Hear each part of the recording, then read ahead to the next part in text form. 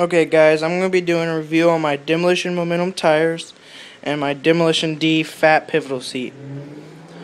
I've had my tires for a long time, and I mean they are white walls, so they have like scuff marks from grinding. I have a 20 times 2.20 in the back. Hang on, let me see if you can see this. Okay, there you go. 110 psi. I run like 70 to 80, and then in the front I've got one hole which popped. Well, it popped my tire. That's like the only pop I've had, if you can see that.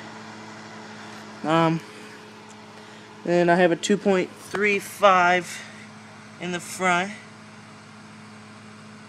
Really fat. 110 psi. Like, there's barely any room for a bigger tire.